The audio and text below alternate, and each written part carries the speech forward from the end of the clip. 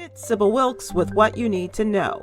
Today is Tuesday, December 6, 2022. Number 1.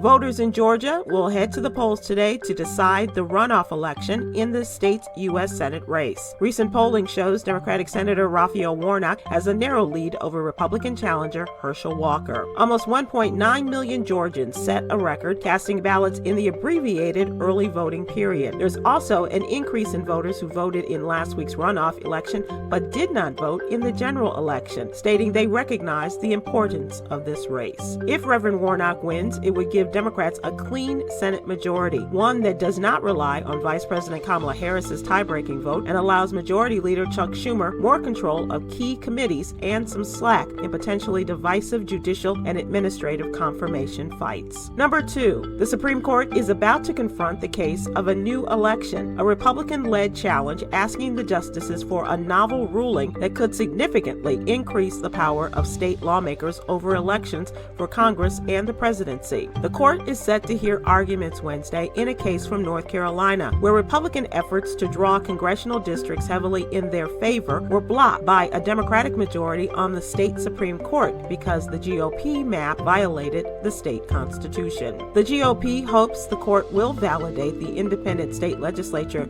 theory, meaning state Supreme Courts should stay out of matters concerning elections. If granted, it means legislatures can determine the times, places, and manner of elections according to the U.S. Constitution. Number 3, health officials said this weekend that 7.5% of outpatient medical visits last week were due to flu-like illnesses. That's as high as the peak of 2017-18 flu season and higher than any season since. The annual winter flu season usually doesn't get going until December or early January, but this one began early and has been complicated by the simultaneous spread of other viruses. The CDC estimates there have been at least 78,000 hospitalizations and 4,500 deaths from flu so far this season. The deaths include at least 14 children. Number 4, the San Francisco Board of Supervisors has advanced an ordinance that allows city police to deploy robots using lethal force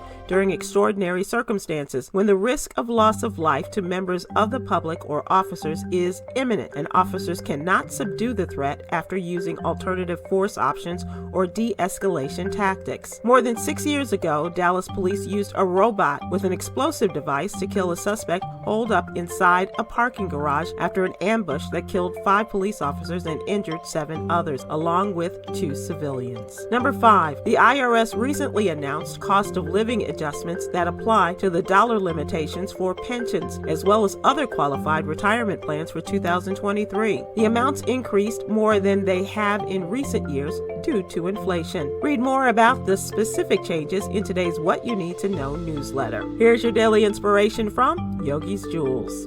The breath is an essential function. Don't waste it. Value its power.